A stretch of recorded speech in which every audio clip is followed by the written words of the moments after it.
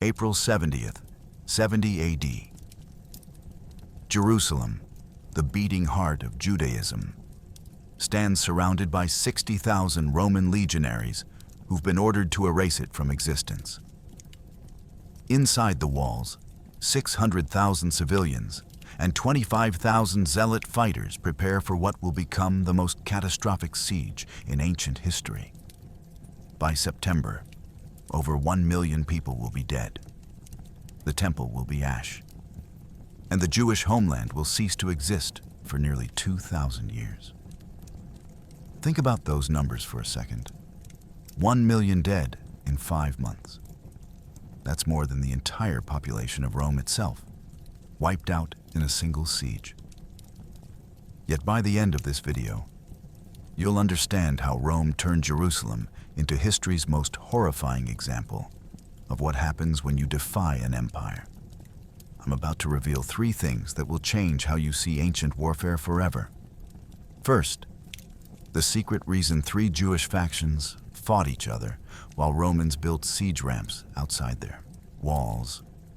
Second, why starving mothers ate their own children and Roman soldiers wept at what they found. And third, the tactical genius that let 60,000 men systematically butcher hundreds of thousands trapped behind walls they couldn't escape. But here's what makes this truly unbelievable. How did Titus convince his generals to starve an entire city when it would have been faster to assault? What psychological weapon did the Romans deploy that broke defenders before the first wall fell? Why did Jewish commanders burn their own food supplies when starvation was already killing thousands? How did one siege destroy a religion's physical center and scatter its people across the known world for millennia? To understand how Rome murdered a civilization, we need to go back 4 years to when Jerusalem lit the spark that would consume it. Summer, 66 AD.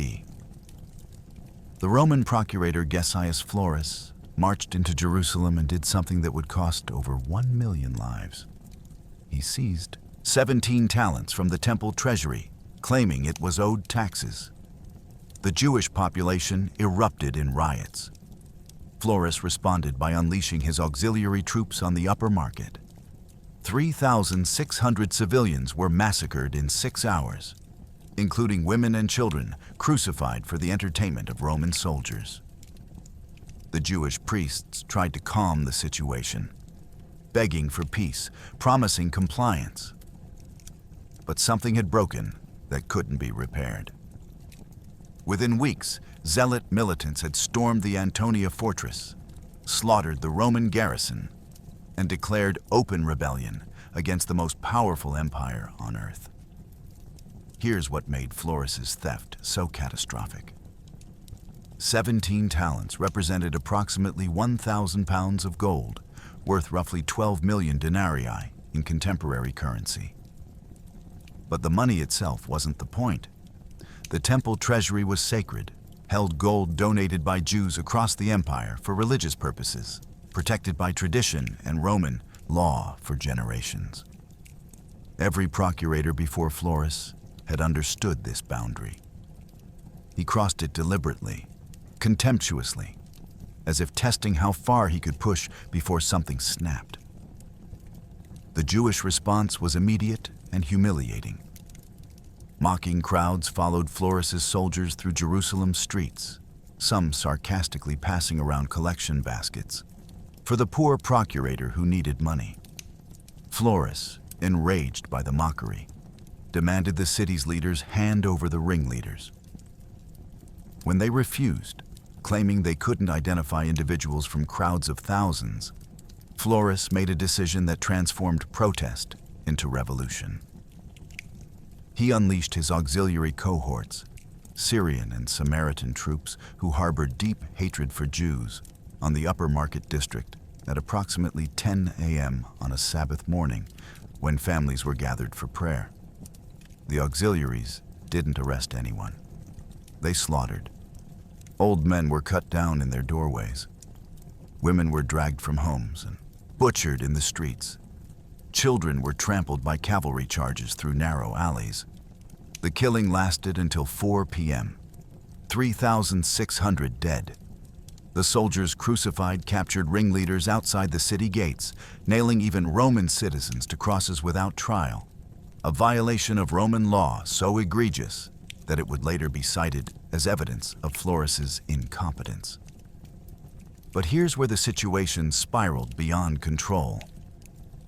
The Jewish moderate faction, led by High Priest Ananias and former High Priest Ananus, tried desperately to prevent escalation.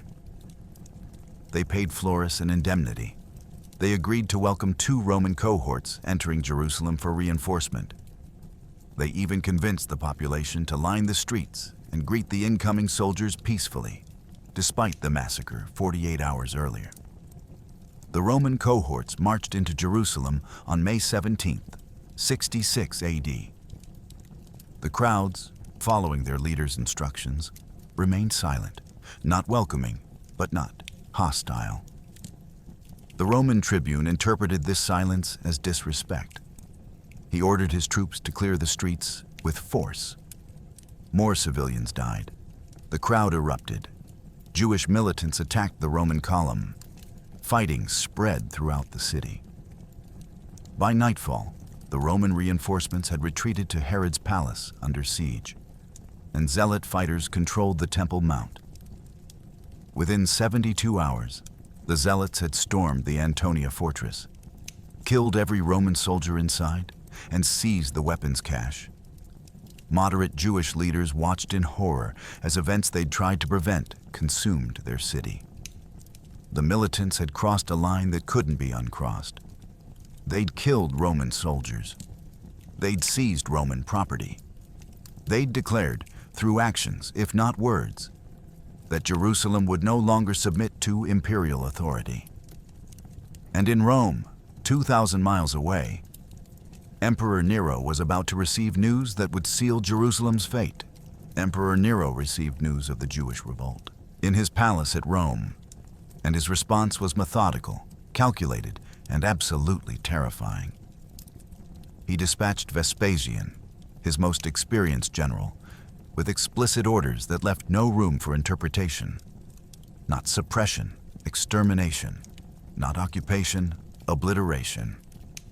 Vespasian assembled 60,000 legionaries, the 4th Scythica, 5th Macedonica, 10th Fretensis, and 12th Fulminata. These weren't green recruits. These were professional killers who'd crushed Gallic rebellions, Germanic uprisings, and British resistance. By 67 AD, Vespasian's legions were systematically annihilating every Jewish town and village in Galilee, working their way south toward Jerusalem like a meat grinder that couldn't be stopped, wouldn't be reasoned with, and left nothing but corpses behind. Nero chose Vespasian specifically because he was ruthless, experienced, and completely expendable. At 57 years old, Vespasian had commanded legions for 25 years. He'd served in Germania, Britannia, and Africa. He understood siege warfare, logistics, and the psychology of breaking populations who refused to surrender. But here's what made him perfect for this mission. He wasn't nobility. He came from provincial Italian stock, which meant if the campaign failed, Nero could disavow him without political consequences. And if it succeeded, Rome would have eliminated a troublesome province without risking anyone important. Vespasian arrived in Syria in February 67 AD and immediately began operations with clinical precision. His son Titus, aged 27, commanded the 15th Legion. Together, they deployed 60,000 legionaries plus 20,000 auxiliaries, Syrian archers, Arab cavalry, and specialist siege engineers. The force outnumbered the entire Jewish rebel army 3-1. But numerical superiority wasn't the point. Vespasian's strategy was systematic terror. The Galilee campaign began in spring 67 AD and lasted 4 months. Vespasian's legions didn't just conquer towns, they erased them. Gabara fell in one day. Every male resident was executed. The women and children were sold into slavery. The town was burned to its foundations. Jotapata, defended by the Jewish commander Josephus with 40,000 rebels, held out for 47 days before falling. When Roman soldiers finally breached the walls, they slaughtered everyone they found. 40,000 dead in 6 hours. Think about that pace. That's 111 deaths every minute, an industrial-scale massacre. Here's where Vespasian's tactical genius became evident. He didn't attack Jerusalem immediately. Instead, he encircled it by conquering every surrounding region first. Galilee, Samaria, Judea, Perea. Each district was systematically cleared of resistance. Every fortress was besieged and destroyed. Every town that resisted was annihilated. By the end of 68 AD, Vespasian controlled every major settlement except Jerusalem itself. He'd killed an estimated 150,000 Jewish fighters and civilians. He'd displaced 300,000 more. Refugee columns fled south toward Jerusalem, swelling the city's population beyond sustainable levels. The strategy was brilliant and horrifying in equal measure. Vespasian wasn't just conquering territory. He was driving hundreds of thousands of refugees into Jerusalem like sheep into a pen, overwhelming the city's food supplies, creating conditions for famine before he even began the siege. By the time his legions reached Jerusalem's walls, the city would already be starving, overcrowded, and ripe for destruction. But then something happened that nobody predicted. In June 68 AD, Emperor Nero committed suicide. Rome descended into civil war. Vespasian halted operations while 4 emperors rose and fell within 12 months. And Jerusalem, watching Roman legions paralyzed by political chaos, made the fatal mistake of believing they might actually survive. Jerusalem in 69 AD wasn't just preparing to resist Rome. It was tearing itself apart from the inside. 3 separate Zealot factions controlled different sections of the city, each claiming to be the true defenders of Judaism. John of Gischala held the Temple Mount with 6,000 fanatics. Simon bar Giora controlled the upper city with 10,000 fighters. Eleazar ben Simon commanded the inner temple court with 2,400 diehards.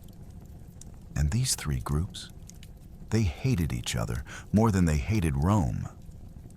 While Vespasian's legions marched closer, these factions fought street battles in Jerusalem's alleys, executed suspected collaborators, and burned each other's food supplies in petty acts of spite. The city that needed absolute unity to survive was committing slow-motion suicide before the Romans even arrived. Here's what the chronicles barely mention, because it's so insane it sounds fictional. In the winter of 69 AD, Simon bar Giora's forces raided the grain warehouses controlled by John of Gischala. They didn't steal the grain. They burned it. Thousands of tons of wheat, barley, and dried provisions that could have sustained Jerusalem for years went up in flames because Simon didn't want John to have leverage. John retaliated by burning Simon's supply caches near the Pool of Siloam. Within 3 weeks, both factions had destroyed food reserves that could have fed 600,000 people for 5 years. Let that sink in. With Roman legions literally visible from Jerusalem's walls, the Zealot commanders burned the one resource that could have let them outlast a siege. Not in battle, not stolen by enemies. Deliberately destroyed because factional pride mattered more than collective survival. The tactical situation inside Jerusalem defied all military logic. John's forces controlled the Temple Mount, the city's spiritual and physical high ground. But they couldn't leave without fighting through Eleazar's inner temple positions. Simon held the upper city's fortifications and the majority of fighting men, but he had no access to the temple's symbolic authority. Eleazar commanded the smallest force but occupied the holiest ground, trapped between two larger factions who both wanted him dead. The result was paralysis. No unified command, no coordinated defense planning, no single leader with authority to negotiate, strategize, or make decisions that affected the whole city. The violence between factions killed more Jews than Romans had in the previous year. Street battles in March 69 AD left 800 dead in a single week. Suspected collaborators, anyone who suggested negotiating with Rome or unifying command, were executed publicly. Moderate voices were silenced through assassination. The high priest Matthias, who'd argued for peace, was murdered along with 3 of his sons. Their bodies were thrown into the Kidron Valley as a warning. Meanwhile, Roman scouts watched from surrounding hills and reported everything to Vespasian. They could see smoke from factional battles. They could hear the sounds of fighting inside the walls. They knew Jerusalem was destroying itself, and they knew all they had to do was wait. But then Vespasian became emperor and handed command to his son Titus. And Titus, watching Jerusalem cannibalize itself, made a calculation that would doom everyone inside those walls. He wouldn't wait. He'd attack immediately, before the factions had time to unite against a common threat. Because Titus understood something the Zealots didn't. Divided enemies don't suddenly unite when you attack them. They collapse. June 69 AD. Vespasian stood at the gates of Jerusalem, ready to begin the siege, when messengers arrived from Rome with news that would change everything. Nero was dead. The empire had descended into civil war. 4 emperors had risen and fallen in 12 months. The legions in Egypt and Judea had proclaimed Vespasian himself as emperor. He made a decision that showcased Roman strategic thinking at its most brutal. He left 67,000 troops in Judea under his son Titus, returned to Rome to seize the throne, and told his 29-year-old son to finish what they'd started. Titus looked at Jerusalem's massive walls, calculated the odds, and smiled. His father had given him the opportunity to prove himself worthy of the imperial purple, and he'd do it by turning Jerusalem into a tomb. Titus Flavius Vespasianus was 29 years old, but he'd already commanded legions for 6 years. He'd fought beside his father throughout the Galilee campaign, personally leading the assault on Tarichae, where 1,200 rebels were slaughtered and 30,000 sold into slavery. He'd commanded the siege of Gamla, where 9,000 defenders chose to throw themselves off cliffs rather than surrender. He understood siege warfare not as theory, but as lived experience written in blood and rubble. But here's what made Titus genuinely dangerous. He wasn't just competent. He was ambitious in a way that made him ruthless. His father had become emperor at age 60. Titus would inherit the throne, but only if he proved himself worthy. A successful campaign in Judea meant returning to Rome as a conquering hero. Failure meant political irrelevance, or worse. This wasn't just military necessity. This was personal advancement through genocide. The forces Titus commanded in early 70 AD were staggering. 4 full legions, the 5th Macedonica, 10th Fretensis, 12th Fulminata, and 15th Apollinaris, approximately 24,000 legionaries. Each legion brought its own auxiliary cohorts, archers from Syria, cavalry from Arabia, specialist engineers, siege weapons, and support personnel. Total strength approached 67,000 combat troops, plus another 15,000 camp followers, engineers, and slaves for construction work. Think about the logistics. Feeding 67,000 men required approximately 120 tons of grain daily, plus water, oil, wine, weapons, armor replacements, medical supplies, and construction materials for siege works. Titus established supply lines running from Caesarea on the coast, 40 miles away, with constant wagon trains hauling provisions. This wasn't an army that would run out of food. This was an army that could sit outside Jerusalem for years if necessary. Here's where Titus's strategy diverged from traditional siege warfare. Most commanders would have immediately assaulted the walls, testing defenses, probing for weaknesses. Titus did the opposite. He spent the first 2 weeks of April 70 AD simply positioning his legions and building fortified camps at precise locations around Jerusalem. North, south, east, west. Each camp connected by roads his engineers constructed. Each camp supplied by dedicated logistics teams. Each camp within signaling distance of the others. The Zealot defenders watched this methodical preparation with growing dread. They'd expected immediate assault. Instead, they saw Rome building a machine designed to grind them into dust slowly, efficiently, inevitably. And on April 14th, 70 AD, when Titus's preparations were complete, he gave the order that would begin Jerusalem's destruction. Not an assault order, a blockade order. Nothing in, nothing out. Let them starve. April 14th, 70 AD. Titus deployed his forces in a ring of iron around Jerusalem, and the numbers told a story that shouldn't make sense. He commanded approximately 60,000 legionaries and auxiliaries. Inside Jerusalem, military intelligence estimated 600,000 civilians swollen by Passover pilgrims who'd arrived before the siege began, plus roughly 25,000 Zealot fighters. On paper, the defenders outnumbered the attackers 10-1. But Titus understood something the Zealots didn't. Sieges aren't won by numbers. They're won by discipline, logistics, and time. His 4 legions, the 5th Macedonica, 12th Fulminata, 15th Apollinaris, and 10th Fretensis, positioned themselves at Jerusalem's cardinal points. Each legion began constructing siege works with mechanical precision that would have seemed impossible to ancient observers.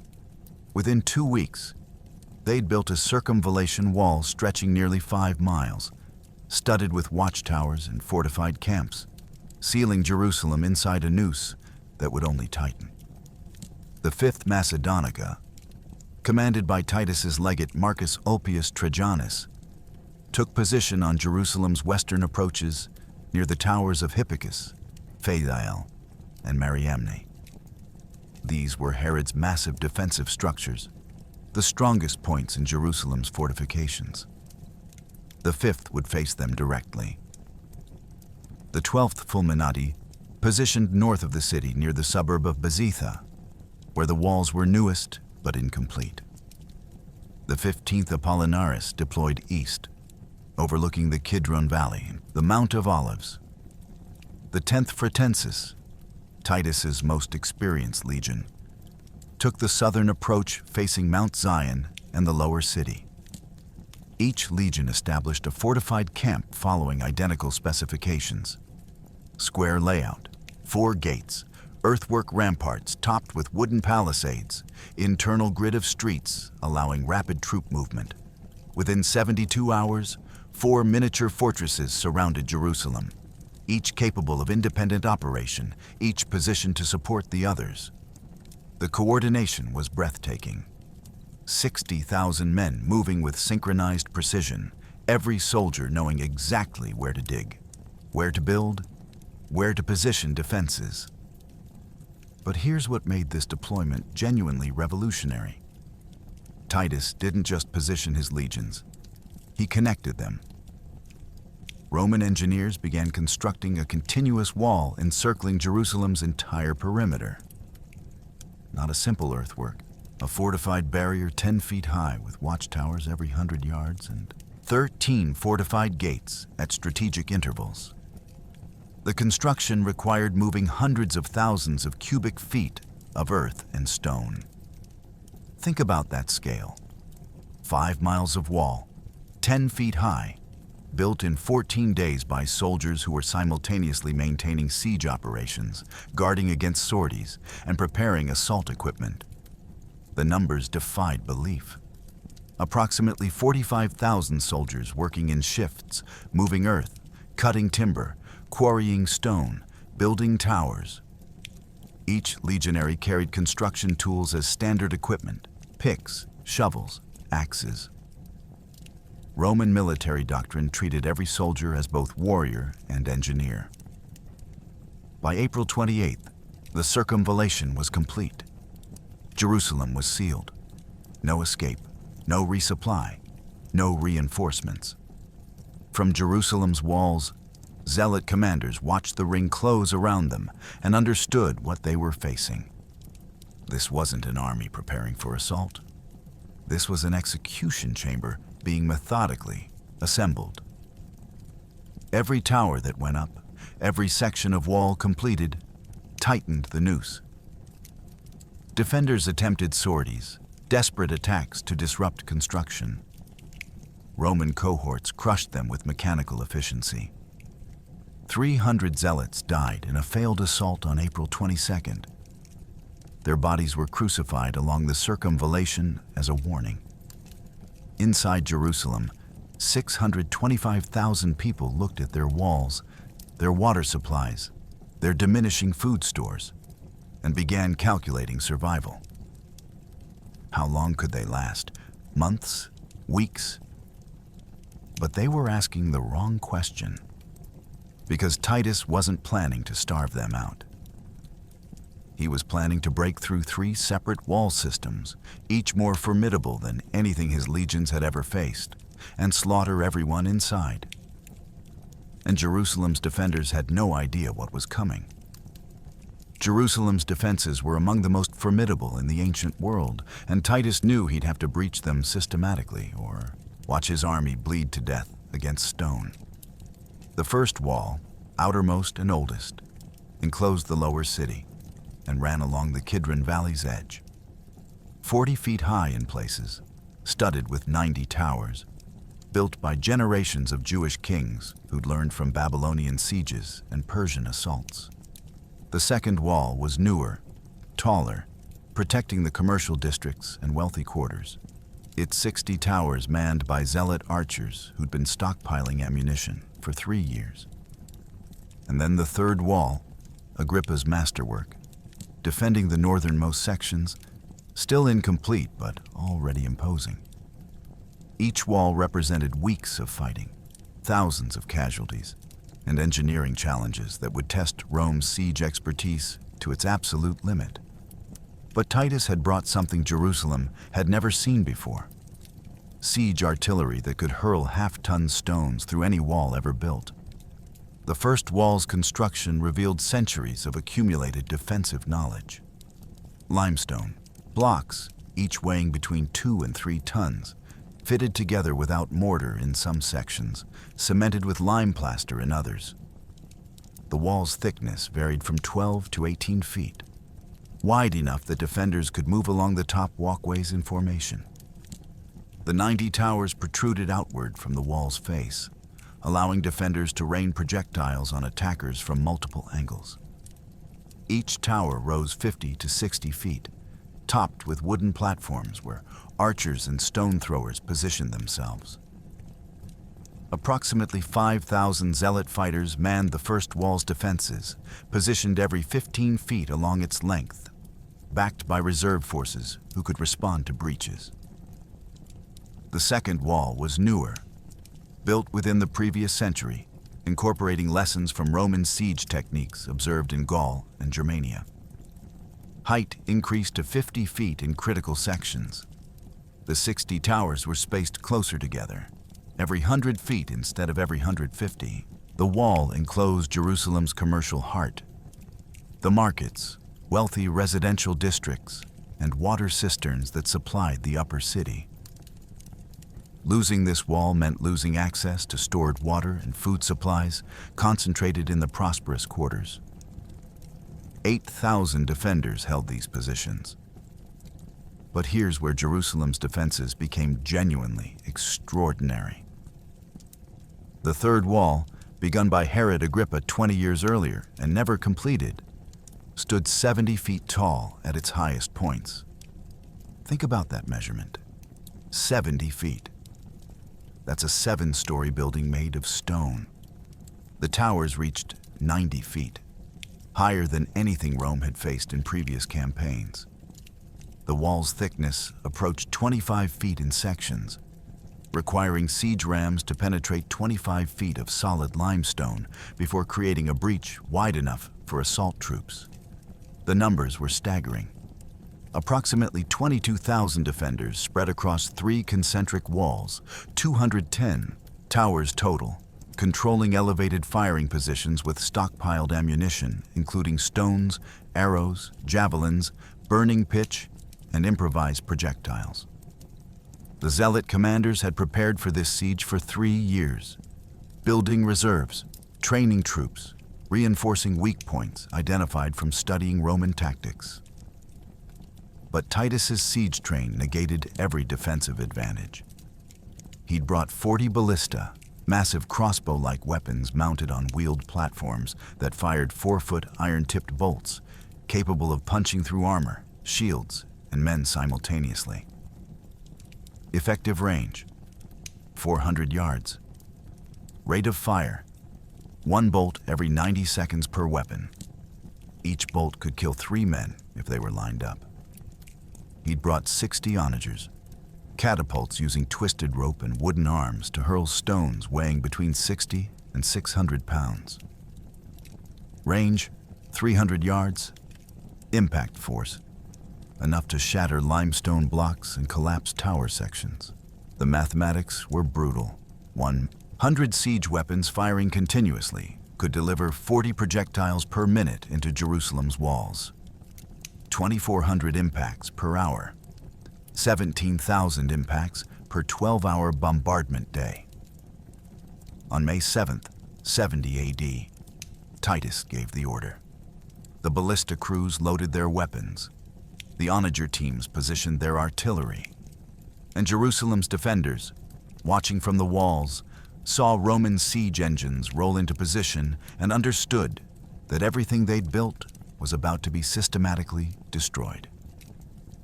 May 20th, 70 AD. The first Roman ballista fired at Jerusalem's northern wall, and the psychological warfare began in earnest. The stone, weighing nearly 600 pounds, arced through the morning sky with a whistling scream that made defenders freeze. It struck the wall's upper section, and limestone exploded in a spray of shrapnel that killed 4 men instantly. Then another stone flew. Then 10 more. Within an hour, 60 ballista were hammering Jerusalem's first wall with systematic precision that turned stone into flesh-shredding fragments. The Zealot commanders had never experienced Roman siege engineering at this scale. They'd heard stories from Galilee, from Jotapata, from Gamla. But seeing it, feeling the earth shake with each impact, watching towers crack and men die without the Romans even approaching the walls, that was different. Defenders began to understand what they were facing. An empire that had perfected the science of killing at industrial scale. The bombardment operated on a rotation system that maximized psychological terror. Roman artillery crews worked in shifts. 20 ballista fired simultaneously. Reload time, 90 seconds. While the first 20 reloaded, the second 20 fired. Then the third 20. Continuous bombardment with no pauses, no respite, no moment for defenders to recover or repair damage. The sound alone was devastating. A deep bass thrum as the twisted rope released energy, an whistle of stones cutting through air. The explosive crack of impact, the screams of men crushed by falling masonry. Here's what made this bombardment genuinely revolutionary in ancient warfare. Titus's artillery commanders weren't firing randomly. They targeted specific sections of wall, concentrating firepower to create structural weaknesses. Engineers had surveyed Jerusalem's fortifications for 2 weeks, identifying points where the foundation met uneven bedrock, where towers connected to wall segments at angles that created stress points, where previous repairs used inferior mortar.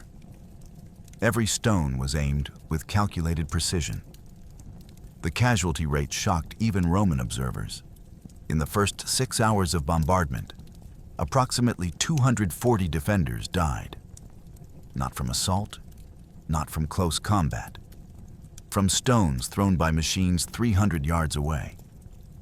Think about that. 40 deaths per hour achieved without a single Roman soldier exposing himself to risk. The defenders couldn't effectively respond. Their arrows couldn't reach Roman positions. Their catapults, smaller and less powerful, were outranged by 3 to 1. Zealot commanders tried to adapt. They pulled defenders back from exposed wall sections, positioning them in covered areas where falling masonry wouldn't crush them. But this created a new problem. Fewer men on the walls meant reduced defensive fire, which allowed Roman engineers to advance closer with siege towers and rams. John of Gischala, commanding the northern defenses, ordered counter-battery fire. His catapults launched stones toward Roman artillery positions. Most fell short. The few that reached Roman lines killed 6 soldiers, but didn't disable any siege engines. By nightfall on May 20th, the first wall's northern section showed visible damage. 3 towers had partially collapsed. Long cracks spiderwebbed through limestone blocks. Defenders worked frantically through the night, piling rubble behind damaged sections, reinforcing weak points with timber supports, evacuating wounded. Roman artillery fell silent, but only because crews needed rest. The machines themselves remained positioned, ready, waiting. At dawn on May 21st, the bombardment resumed. And this time, Titus added something new. Siege towers, mobile wooden structures 70 feet tall, began rolling toward Jerusalem's walls. Protected by iron plates, manned by archers and assault troops, they approached under covering fire from the ballista. The defenders watched them advance and realized the bombardment had only been the opening act. The real assault was about to begin. June 4th, 70 AD. The first wall collapsed. 15 days of constant bombardment, ram assaults, and siege tower attacks had done what 3 years of preparation couldn't prevent. Roman engineers had identified the weakest section near the Hippicus Tower, concentrated their artillery there, and pounded it until the stonework cracked. When the breach opened, Titus didn't send his legionaries through immediately. Instead, he ordered the bombardment to continue, widening the gap, ensuring his troops wouldn't funnel into a killing zone. Then, at dawn on the 15th day, the 10th Fretensis poured through the breach in tight formation, shields locked, gladi ready. The Zealot defenders fought with suicidal courage. Hand-to-hand combat in the rubble, blades in the dust, blood mixing with limestone powder. But Roman discipline against desperate fanaticism was no contest. By sunset, Titus controlled the lower city, and 23,000 defenders had retreated behind the second wall. The 15-day assault had followed a pattern that would become Rome's template for urban warfare. Days 1 through 5. Continuous artillery bombardment targeting the section between the Hippicus Tower and the Women's Tower, approximately 200 yards of wall. 60 ballista fired in rotation, delivering 40 stones per hour into the same concentrated area. The limestone began showing stress fractures by day 3. By day 5, visible cracks ran vertically through multiple stone courses. Days 6 through 10, siege rams joined the bombardment. 3 massive rams, each operated by 50 legionaries, positioned under armored sheds called testudos.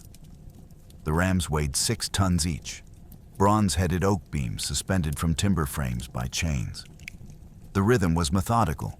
Pullback, release, impact, every 3 minutes. 160 impacts per 8-hour shift. The combination of overhead bombardment and ground-level battering created catastrophic structural stress. Here's what the Zealot commanders couldn't counter. Roman engineering had calculated the wall's failure point with mathematical precision.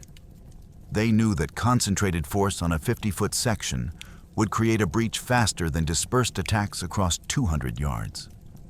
They knew that alternating ram positions every 2 hours prevented defenders from adapting to strike patterns. They knew that maintaining artillery fire during ram operations forced defenders to choose between protecting against overhead projectiles or defending against the rams. Either choice was fatal. Days 11 through 14. The breach opened, not dramatically, incrementally. First, a section of crenellation collapsed. Then tower-facing stones began spalling off. Then, on day 13, an interior support wall failed, and a 15-foot section sagged inward.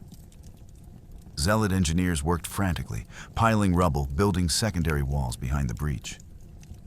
But they were buying hours, not days. Day 15, June 4th, dawn. The wall section collapsed completely, leaving a 40-foot gap. Titus, watching from his command position, doesn't order an immediate assault. He waits. Lets his artillery pound the breach edges for 2 more hours, widening it to 70 feet. This is surgical thinking. A 40-foot breach funnels attackers into a killing zone, i.e., 70-foot breach allows formations to deploy. At 8 a.m., the 10th Fretensis advances. 3,000 legionaries in testudo formation, shields creating an armored shell. They reach the breach. Zealot defenders, positioned in buildings overlooking the gap, unleash everything: arrows, stones, burning pitch. 18 legionaries fall in the first minute. The formation doesn't break. It adjusts, tightens, pushes through. The fighting inside the breach lasted 6 hours. Close quarters, gladius against curved swords, shield wall against desperate charges. The Romans advanced 15 feet per hour, methodically clearing every building, every alley. By 2 p.m., they'd pushed 300 yards into the lower city. But here's what changed the battle's momentum. Simon Bar Giora, commanding the defense, ordered a counterattack at 4 p.m. 2,000 zealots charged the Roman penetration, trying to cut off the 10th Fretensis from reinforcements. They pushed the Romans back 80 yards. For 30 minutes, it looked like the breach might be retaken. Then Titus committed his reserves. 4,000 legionaries from the 5th Macedonica poured through the gap, and the Zealot counterattack shattered. Mid-June, 70 A.D. Titus made the decision that would turn Jerusalem from a siege into a holocaust. Instead of immediately assaulting the second wall, he ordered a total blockade. Nothing in, nothing out. The logic was cold, mathematical, and absolutely devastating. 600,000 people trapped inside Jerusalem consumed approximately 33 tons of food every single day. The city's grain stores, already depleted by 3 years of civil war, and the Zealot factions burning each other's supplies, might last 60 days under strict rationing. Titus had time. His legions were supplied from Egypt, receiving regular shipments of grain, oil, and wine. He could sit outside Jerusalem's walls for a year if necessary, well-fed, comfortable, watching the defenders eat, themselves alive. And that's exactly what started happening. Within 3 weeks, the price of grain inside Jerusalem increased 20-fold. Families that had once lived comfortably began choosing which children would eat. By July, people were dying of starvation at a rate of 600 per day. The Roman blockade was enforced with brutal efficiency. Legionaries patrolled the circumvallation wall in shifts, watching for anyone attempting to escape. The standing orders were explicit. Kill anyone approaching the wall from inside. No exceptions. No mercy. Jewish civilians desperate for food tried to sneak out at night, hoping to forage in the valleys beyond Roman lines. They were caught, killed, and crucified within sight of Jerusalem's walls as warnings. By late June, over 500 bodies hung on crosses arranged in a grotesque perimeter around the city. Here's what Josephus recorded that Roman historians tried to downplay. The crucifixions became so common that timber for crosses ran short. Roman soldiers began nailing multiple bodies to single crosses, positioning victims in obscene poses to maximize psychological impact on those watching from the walls. Families inside Jerusalem could see their relatives dying slowly, visible but unreachable, screaming for water that would never come. The food economy inside Jerusalem collapsed into madness. A single measure of wheat, normally worth 1 denarius, cost 20 denarii by early July. By late July, it cost 40 denarii. Families sold everything they owned for handfuls of grain. Jewelry, clothes, furniture, all traded for food that wouldn't sustain them for more than days. The wealthy, who'd stockpiled supplies, became targets. Zealot fighters raided homes suspected of hoarding, confiscating food for military use, leaving families to starve. The death rate accelerated exponentially. 600 per day in early July became 800 per day by mid-July, then 1,200 per day by early August. The mathematics were horrifying. Think about those numbers. 1,200 deaths daily meant 50 deaths per hour. Nearly 1 death every minute. The bodies piled up in houses because survivors lacked the strength to bury them. The smell of decomposition mixed with the smell of desperate cooking as people boiled leather, ate grass, consumed anything remotely organic. Children died first. Their smaller bodies couldn't sustain starvation as long as adults. Mothers watched infants wither, unable to produce milk, unable to find food, unable to do anything but hold them as they died. The elderly followed, then the sick, then anyone whose body had been weakened by previous malnutrition. But here's where the horror transcended all bounds of human decency. Zealot fighters, still relatively well-fed from confiscated supplies, maintained discipline. They continued manning the walls, conducting patrols, enforcing order. While civilians starved, the fighters ate. The stark contrast created rage that would soon explode into something even Rome hadn't anticipated. Because when people are starving, when they watch their children die while soldiers eat, morality becomes negotiable. And in late July, a woman named Mary crossed a line that would shock even hardened Roman legionaries. Late July, 70 AD. A woman named Mary, daughter of Eleazar from the village of Bethesubah, did something that Roman soldiers would speak about in horror for generations. She'd been wealthy once, owned property, lived with dignity. The siege had reduced her to skeletal desperation, hiding in a Jerusalem tenement with her infant son, watching him slowly starve. The Zealot fighters raiding homes for food had taken everything. Her jewelry, her clothes, her grain. She was left with one thing of value. On a day when hunger became physical agony that eclipsed all reason, Mary killed her infant son, roasted his body over a fire, ate half, and saved the rest.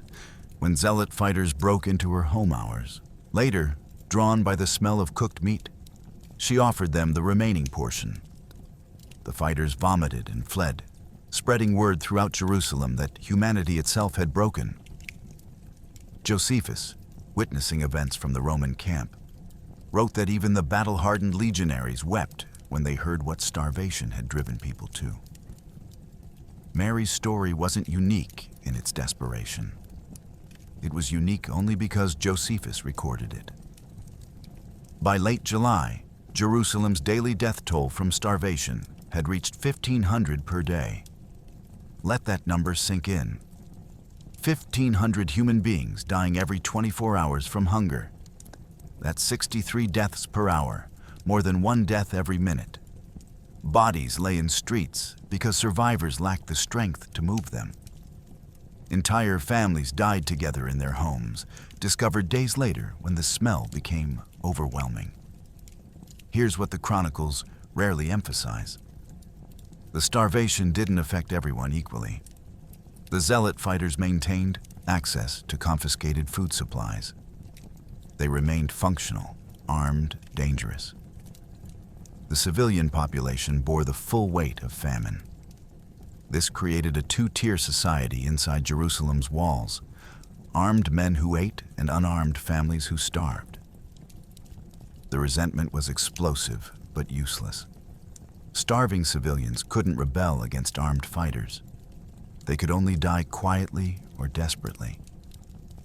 The reports of cannibalism spread beyond Mary's case. Josephus documented multiple instances of people consuming human flesh, sometimes from the dead, sometimes from victims they killed specifically for food. Roman intelligence officers, interrogating deserters who managed to escape Jerusalem, compiled accounts that painted a picture of absolute societal collapse.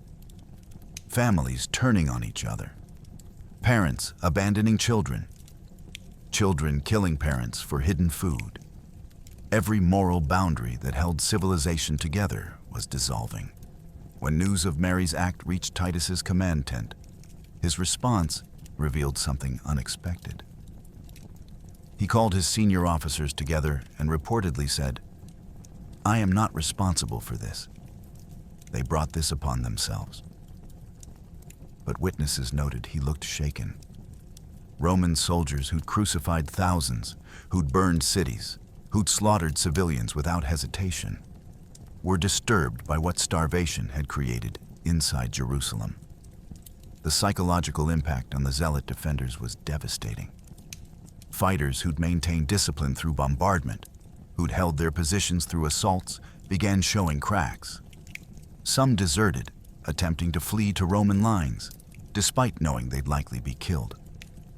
Others broke down, unable to function after witnessing what civilians had become. John of Gischala and Simon Bar Giora struggled to maintain unit cohesion as their men confronted daily evidence that their resistance was creating hell on earth. But here's what both sides understood by early August. The starvation strategy was working. Jerusalem couldn't hold out much longer. The Zealot leadership knew it. The civilian population knew it. And Titus knew it. The only question remaining was whether Jerusalem would surrender before everyone inside died of hunger, or whether Rome would have to finish this by force. The answer came from an unexpected direction, because while civilians starved and fighters despaired, the three Zealot factions were about to make their insanity complete by resuming their civil war.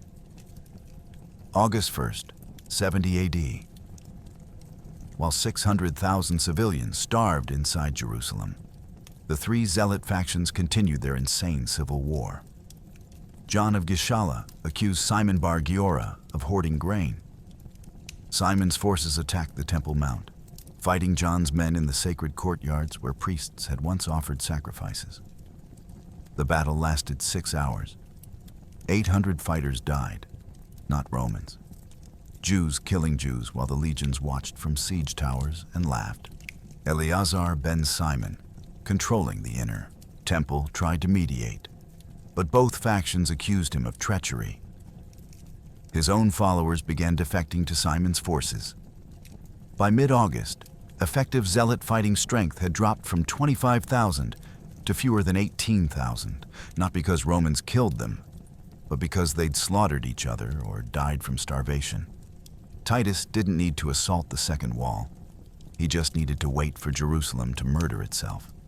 The August 1st battle began over accusations that Simon's men had stolen grain from temple stores. John's forces, 6,000 strong, descended from the Temple Mount at dawn. They caught Simon's troops in the court of the Gentiles, the vast outer courtyard designed for peaceful worship. What followed was slaughter. Close quarters fighting with swords, spears, and daggers. Blood pooled on stones where pilgrims had once prayed. Bodies piled against the temple's outer walls. The fighting spread into surrounding streets. Residential buildings became battlegrounds. Civilians, already starving, were caught between warring factions and killed indiscriminately. Here's what makes this battle genuinely incomprehensible. Both sides knew Rome was outside the walls. Both sides understood that every fighter lost to internal conflict weakened Jerusalem's ability to resist the siege. Both sides watched civilians dying at 1,500 per day from starvation. And both sides chose factional dominance over survival. Think about that calculus. 800 trained fighters dead in 6 hours over who controlled grain supplies that were already nearly exhausted. Roman observers documented the fighting with detailed intelligence reports. Legionary scouts positioned in siege towers had clear sight lines into Jerusalem's streets. They watched Zealot factions killing each other and sent runners to Titus with real-time updates. The Roman command staff held discussions analyzing the tactical implications. How long could the factions sustain this level of internal violence? Which faction would emerge dominant? Would any faction be strong enough to mount effective resistance after the civil war concluded? Titus's analysis was coldly strategic. The factional fighting was destroying Jerusalem's defense more effectively than Roman assaults. The original 25,000 Zealot fighters had already dropped to roughly 22,000 before the August battles due to combat casualties, desertion, and starvation. The August 1st battle killed another 800. Subsequent skirmishes throughout the week killed 300 more. By August 7th, effective Zealot strength stood at approximately 18,000 fighters spread across 3 hostile factions. But here's where the situation became tactically decisive. Eleazar ben Simon's faction, the smallest at 2,400 men, was being crushed between John and Simon's larger forces. His fighters began defecting, calculating that survival meant joining stronger factions. By August 10th, Eleazar's independent command had collapsed. His remaining followers, roughly 900 men, surrendered to Simon Bar Giora. This reduced Jerusalem's defense from 3 factions to 2. But it didn't create unity. John and Simon hated each other with intensifying fury. The civilian population watched this insanity with despair that transcended language. Mothers holding starving children saw armed men killing each other over power that meant nothing if everyone died. The moderate voices, the priests and elders who tried for months to broker unity, gave up. Some committed suicide. Others simply stopped speaking, retreating into catatonic despair. Roman legionaries, watching from their well-supplied camps, eating regular meals, began placing bets on which faction would win Jerusalem's civil war. The cynicism was complete. Rome had reduced the siege to entertainment. And Titus, seeing Jerusalem tear itself apart, made the decision that would end in this. He wouldn't wait any longer. The city was weak. The defenders were divided. The moment for final assault had arrived. August 12th, 70 AD. Titus, impatient with the siege's pace, ordered the assault on Jerusalem's second wall. The 15th Apollinaris led the attack. They'd breached it in 4 days, methodical, brutal, efficient. Roman rams hammered the wall while ballista suppressed defender fire from the towers. When the breach opened, legionaries flooded through in testudo formation, shields overhead, protecting against the rain of stones and arrows. The Zealots fought like cornered animals. Rooftop snipers, ambushes in alleys, suicidal charges. Every house became a fortress. Every street a killing ground. Roman casualties mounted, 300 dead in the first hour. But the legions didn't break. They cleared buildings systematically, room by room, slaughtering defenders and civilians alike, because in the chaos of urban warfare, there was no distinction. By August 17th, Titus controlled the commercial district, and the defenders had retreated behind the third wall. But the victory cost Rome 2,000 casualties and proved that taking Jerusalem would require drowning it in blood. The assault began at dawn on August 12th with concentrated artillery fire on a 100-foot section of the second wall between two towers. 40 ballista hammered the target zone for 6 hours straight, creating the structural weakening necessary for ram operations. By noon, 3 siege rams advanced under armored sheds, positioned at calculated intervals. The lead ram, operated by 50 legionaries from the 15th Apollinaris, began its methodical work. Impact every 3 minutes. The wall, 50 feet high and 15 feet thick, showed cracks by the end of day 1. Day 2 saw Zealot desperation tactics. John of Gischala ordered a sortie at midnight. 200 fighters poured from a sally port, attempting to burn the siege engines. They killed 18 Roman guards and reached the lead ram before reserve cohorts responded. The sortie was crushed within 20 minutes. 170 zealots died, but they delayed the ram operations by 4 hours while crews repaired damage. Day 3 brought the breakthrough. At approximately 2 p.m. on August 14th, a 30-foot section of wall collapsed. The gap wasn't wide enough for mass assault, but it was exploitable. Titus ordered the bombardment to continue, widening the breach. By nightfall, the opening measured 50 feet. Zealot defenders frantically built secondary barricades behind the breach, positioning sharpened stakes, overturning carts, creating obstacles. They knew what dawn would bring. Day 4, August 15th. The assault began at first light. 3 cohorts of the 15th Apollinaris, approximately 1,500 men, advanced in testudo formation. Shields locked overhead and on all sides created an armored box. Zealot projectiles rained down. Arrows, stones, burning pitch. The testudo absorbed everything.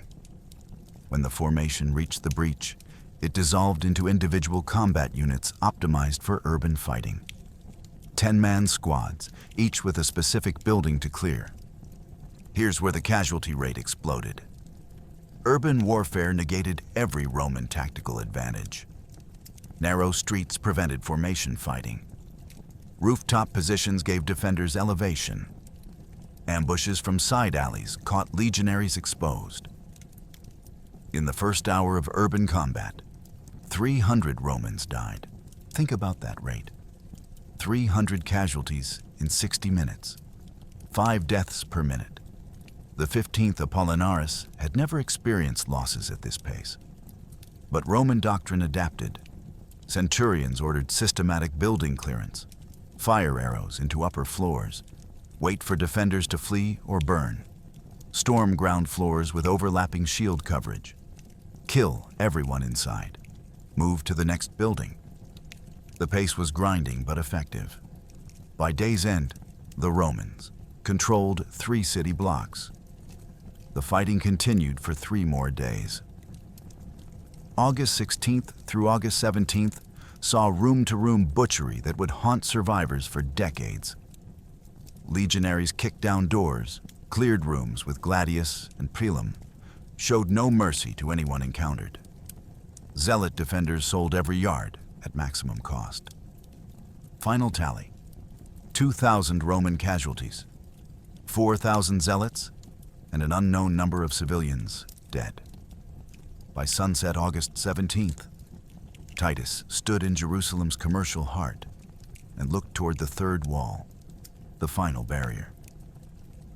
And he understood that the worst fighting was still ahead. Late August 70 AD. Titus ordered construction of 4 massive siege ramps aimed at Jerusalem's third wall and the Antonia fortress. These weren't simple earthworks. They were engineering marvels that showcased Roman siege warfare at its peak.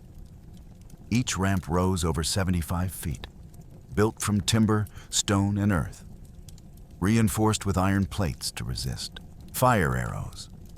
Thousands of Jewish prisoners and slaves hauled materials under legionary guard, while Zealot defenders rained arrows, stones, and burning pitch from the walls above. The work was grinding, deadly, and relentless. Laborers died daily, crushed by falling stones, burned by incendiary weapons, picked off by Zealot snipers. But Rome didn't stop. Every day the ramps grew higher. The timber towers rolled closer. The siege engines positioned themselves for the final assault. The Zealots tried everything. Nighttime raids to burn the ramps, mining operations to collapse them, suicidal attacks on the construction crews. Nothing worked.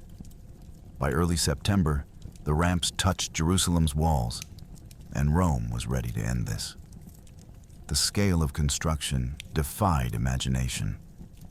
Each ramp required approximately 200,000 cubic feet of material.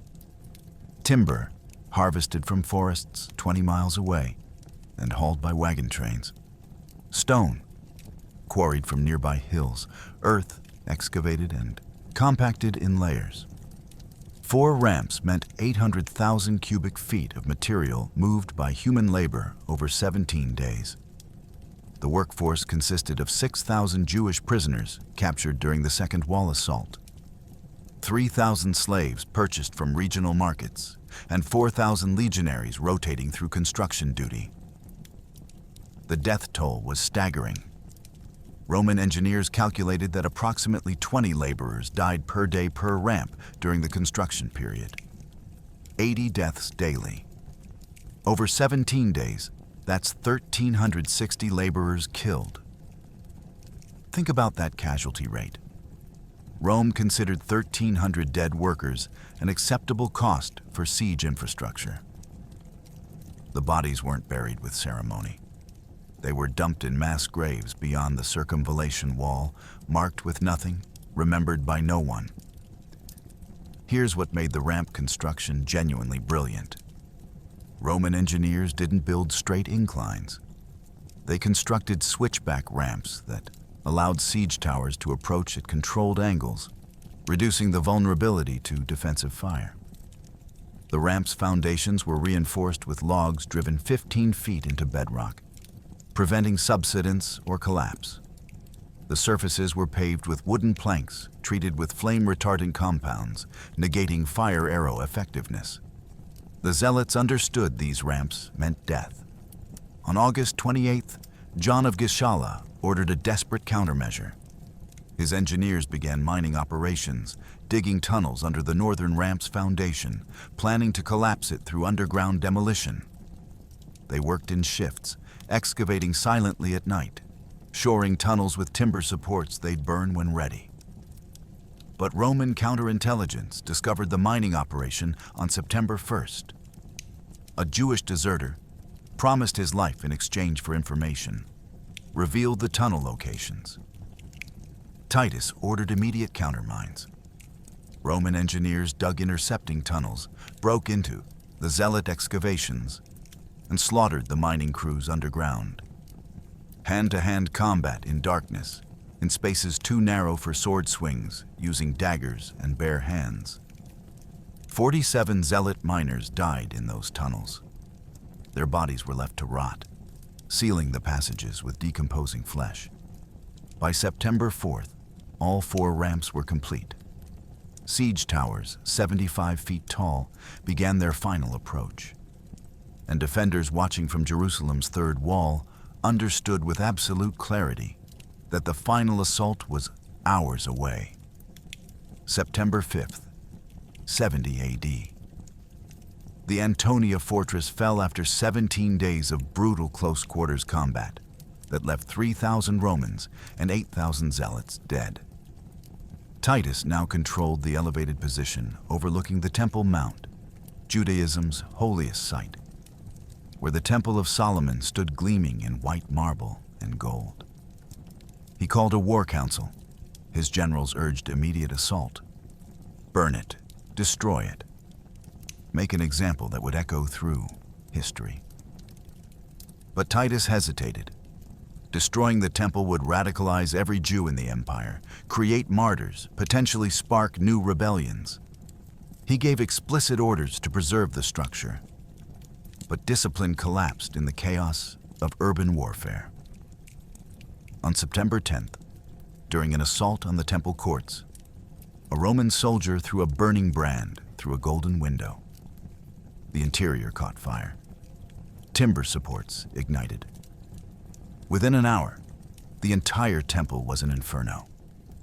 Zealot defenders threw themselves into the flames rather than abandon their posts. Roman soldiers, against orders, swarmed inside, slaughtering priests at the altars, looting the golden vessels, butchering anyone they found. By nightfall, the Temple of Solomon was ash, and the Zealots' spiritual anchor was gone. The Antonia fortress assault had been 17 days of unrelenting horror. The fortress, positioned on a rocky outcrop northwest of the Temple Mount, stood 90 feet tall with towers reaching 120 feet. Roman siege towers approached on September 5th, matching the fortress height, allowing legionaries to storm the battlements directly. The fighting was face to face, shield to shield, blade to blade. No room for tactics, just raw killing. The casualty rate reached 175 deaths per day, averaged across 17 days. 3,000 Romans dead, 8,000 Zealots dead, 11,000 men killed for one fortified position. Here's what Titus's war council revealed about Roman strategic thinking. His senior officers, hardened veterans who'd crushed rebellions across 3 continents, unanimously advocated temple destruction. Their reasoning was coldly pragmatic. The temple represented Jewish resistance ideology. Destroy it, and you destroy the rebellion's spiritual justification. But Titus calculated differently. He understood that martyrdom creates more problems than it solves. A destroyed temple would inspire Jewish resistance for generations. A preserved temple under Roman control would demonstrate imperial magnanimity, while still asserting dominance. His orders were explicit. Preserve the temple structure. No fires, no unnecessary destruction. Anyone violating these orders faces execution. But on September 10th, during the assault on the temple courts, a legionary from the 5th Macedonica, name unknown, threw a burning brand through a golden window. Whether it was deliberate defiance or combat chaos, nobody could determine later. The interior caught fire immediately. The temple's inner chambers were lined with cedar wood from Lebanon, imported centuries earlier, dried to perfect kindling. The flames spread with terrifying speed. Titus, watching from the Antonia fortress, reportedly screamed orders to extinguish the fire. Officers relayed commands. Legionaries ignored them. Because what happened next wasn't military discipline. It was primal rage unleashed after 4 months of grinding siege warfare. Roman soldiers poured into the burning temple. They slaughtered priests who tried to save the sacred vessels. They tore golden decorations from walls. They butchered anyone encountered, combatant or civilian, armed or fleeing. The looting was systematic and frenzied simultaneously. The golden menorah, weighing 75 pounds of solid gold. The table of showbread, the silver trumpets, the priestly vestments woven with gold thread. Everything portable was stolen. Everything immobile was smashed. The Holy of Holies, Judaism's most sacred space where only the high priest could enter once yearly, was violated by dozens of legionaries who ransacked it for treasure. Zealot defenders, watching their holiest site burn, made a choice that defied tactical sense. but embodied spiritual commitment. Rather than retreat, rather than regroup behind the upper city's defenses, they charged into the flames. Hundreds threw themselves into the inferno, choosing death in the temple over life, watching it burn. Baby, nightfall. September 10th, the Temple of Solomon was destroyed, and with it, the last psychological barrier keeping Jerusalem's defenders from total collapse shattered. September 11th through December, 70 AD. Jerusalem's fall turned into systematic extermination. The third wall was breached. Roman legionaries flooded into the upper city where the final defenders and tens of thousands of starving civilians made their last stand. What followed wasn't battle. It was butchery. Legionaries, enraged by 5 months of siege warfare, lost all restraint. They killed everyone. Women, children, elderly, wounded. Streets ran with blood, bodies piled so high that soldiers had to climb over corpses to advance. Josephus, watching from Titus's command post, estimated 11,000 killed on the first day alone. But it didn't stop. Roman troops swept through Jerusalem sector by sector, executing survivors, burning buildings, dismantling walls. By December, when the killing finally subsided, over 1,100,000 people were dead. 97,000 survivors were taken as slaves, sent to Egyptian mines, Roman arenas, construction projects across the empire. Jerusalem, the eternal city, was gone. The third wall breach occurred on September 11th at approximately 10 a.m. 3 simultaneous breaches, each 50 feet wide, created by coordinated ram assaults. 15,000 legionaries from all 4 legions poured through the gaps in the first wave. The Zealot defense, reduced to fewer than 12,000 effective fighters weakened by months of starvation and internal conflict, collapsed within 3 hours. By 1 p.m., Roman forces controlled the upper city's main thoroughfares. Here's what happened when military discipline completely disintegrated. Roman soldiers, who'd maintained professional conduct through 4 months of grinding siege operations, snapped. The trigger was finding their own dead from earlier battles. Bodies mutilated and left, unburied by Zealot fighters. The response was genocidal fury. Centurions lost control of their units. Legionaries spread through Jerusalem, hunting anyone alive. The killing was indiscriminate, methodical, and absolutely comprehensive. September 11th alone saw 11,000 deaths. Let that number sink in. 11,000 people killed in approximately 8 hours of daylight fighting. That's 1,375 deaths per hour. 23 deaths every minute. The mathematics of massacre. Streets became rivers of blood that flowed downhill into the Kidron Valley. Bodies stacked 3 and 4 deep in narrow alleys where people had tried to hide. The systematic clearance continued through September and October. Roman cohorts moved sector by sector, building by building, room by room. The procedure was standardized. Kick down doors. Kill everyone inside. Check for hidden spaces. Move to next building. Resistance was sporadic and futile. Small groups of zealots made final stands in fortified houses. They were burned out or starved out. By early October, organized resistance had ceased entirely. But the killing didn't stop. Roman soldiers hunted survivors hiding in cisterns, sewers, underground chambers. They discovered thousands of civilians who'd sought refuge in the city's extensive tunnel systems. These weren't combatants. These were families, children, elderly people who'd hidden underground, hoping to survive until the Romans left. They were dragged out and executed. Some were kept alive temporarily for entertainment, forced to fight each other gladiator style while legionaries watched and wagered. The slave selection process began in late October. Roman officers walked through prisoner enclosures, choosing who would live and who would die. Young men with no fighting skills, Egyptian minds, life expectancy measured in months. Women and children, household slavery, dispersed across the empire. The physically impressive, gladiatorial, training, death in arenas for crowd entertainment. The elderly, the sick, anyone deemed worthless. Immediate execution. 97,000 were selected for slavery. Everyone else died.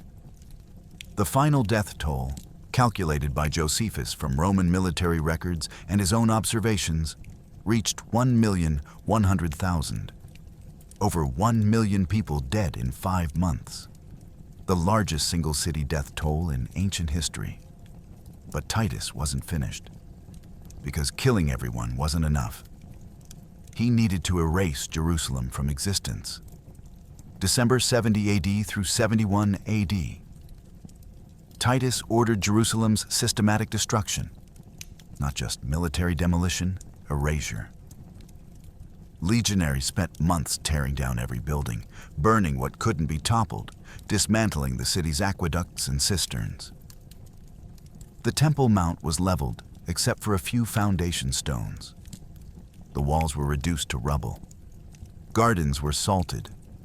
The destruction was so complete that later visitors couldn't identify where major structures had stood. But the bodies, those were the real horror. Roman engineers estimated over 1 million corpses lay in Jerusalem's ruins and the surrounding valleys where the starved had died. They couldn't bury them all. Disease would have spread. So they created something unprecedented: mass cremation pyres that burned continuously for 2 months. The smoke visible for dozens of miles, the smell permeating the Judean countryside. And from the ashes and unburned remains, a literal mountain of human bones and debris rose outside the city's former walls. A monument to what happens when you defy Rome. The demolition operation employed 12,000 legionaries working in rotating shifts. The orders were explicit: reduce Jerusalem to bare earth. They began with the Temple Mount, Rome's priority target. Engineers identified the remaining foundation stones, massive blocks weighing up to 50 tons each. These couldn't be moved, so they were left. Everything else came down. Legionaries used picks, hammers, and sheer muscle to dismantle walls. Timber structures were burned. Stone buildings were toppled. The work continued 12 hours daily, 7 days weekly, for 6 months. The wall demolition showcased Roman thoroughness. Jerusalem's 3 wall systems, totaling nearly 4 miles of fortifications, were systematically destroyed. Engineers calculated that the walls contained approximately 800,000 tons of limestone blocks. These were broken into rubble, scattered, rendered useless for future defensive reconstruction. The 90 towers were dismantled stone by stone. The gates were burned and their hinges melted down. By March 71 AD, Jerusalem's famous walls existed only as irregular piles of broken stone.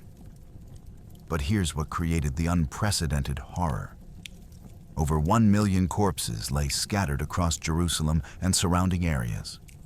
Bodies in buildings, bodies in streets, bodies in cisterns, bodies in the valleys where starving refugees had died trying to escape.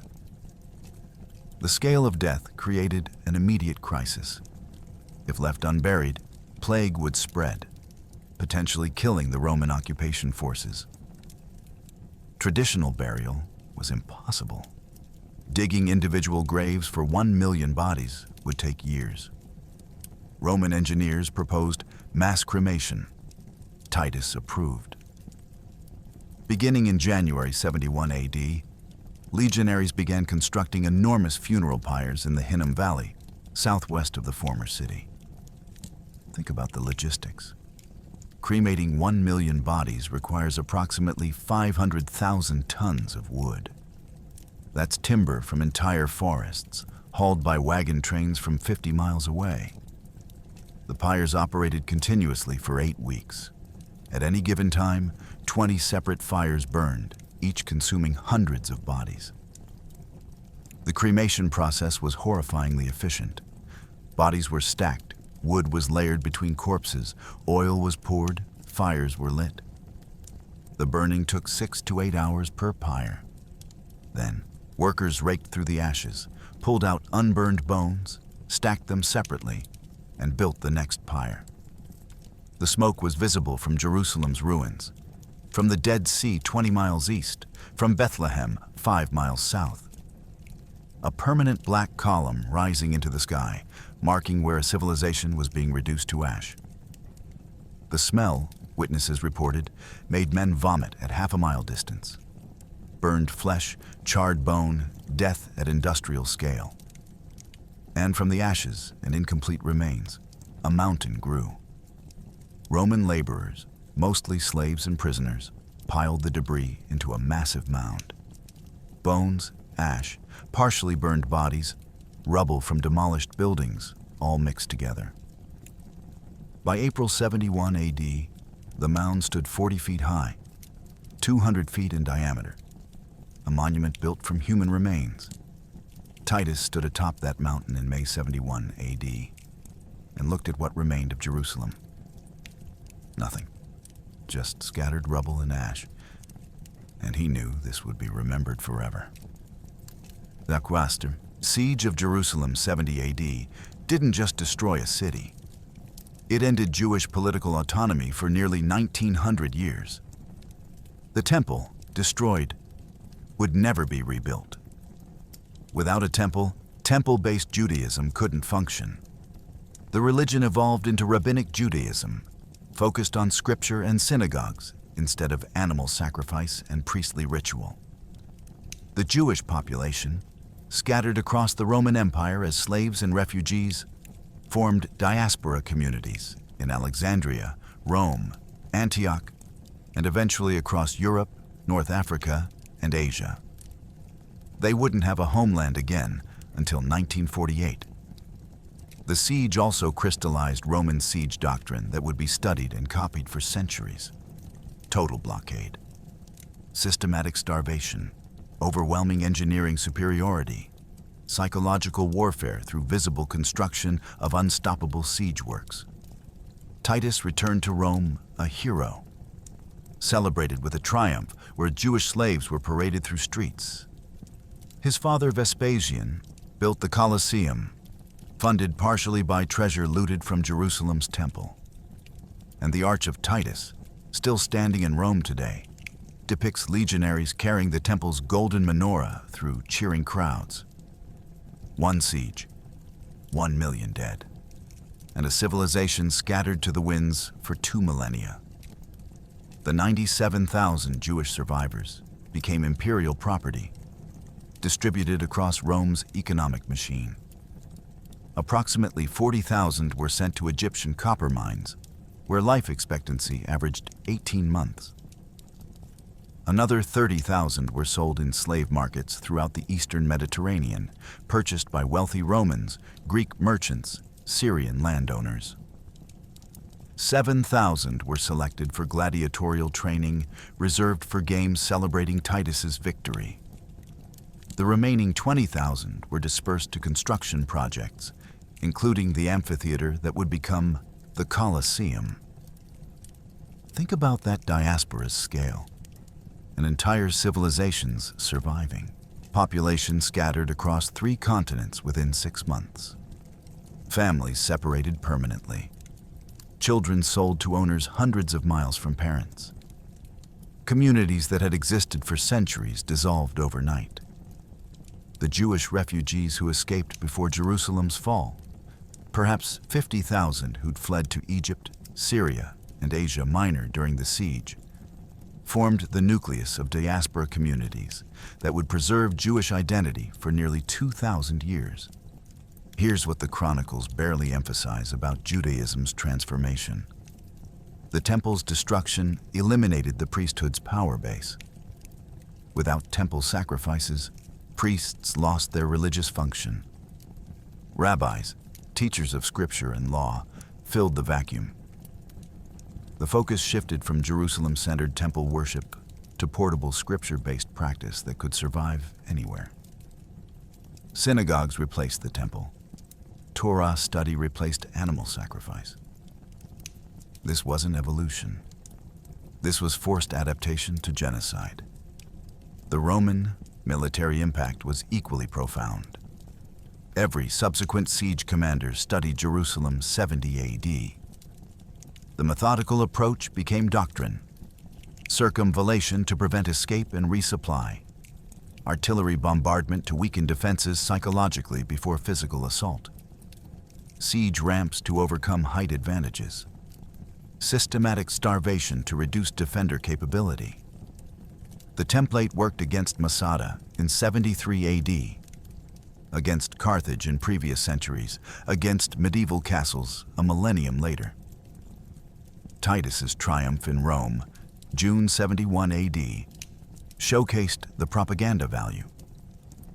7,000 Jewish prisoners marched through Roman streets in chains. The golden menorah from the temple, carried by legionaries, gleamed in sunlight while crowds cheered. The table of showbread, the silver trumpets, the priestly vestments, all paraded as trophies. Vespasian and Titus rode in gilded chariots, accepting worship as conquering gods. The treasure financed the Colosseum's construction, turning Jewish sacred objects into entertainment infrastructure for Roman citizens. The Arch of Titus, completed in 81 AD, immortalized the victory in marble. The relief sculptures show legionaries carrying temple treasures. The Latin inscription celebrates Titus's destruction of Jerusalem. 20 centuries later, that arch still stands in Rome's Forum, a permanent reminder of what happened when a city of hundreds of thousands faced 4 Roman legions. But here's the final truth that connects 70 AD to today. The Jewish people survived. Scattered, enslaved, persecuted, they maintained identity across 2 millennia of diaspora. They preserved scripture, tradition, and collective memory. And in 1948, they reclaimed the homeland Rome tried to erase. The siege of Jerusalem was Rome's greatest military victory, and ultimately its most spectacular failure. Because you can destroy cities, but you can't kill ideas. You can scatter populations, but you can't erase identity. You can win every battle and still lose the war that lasts 2,000 years.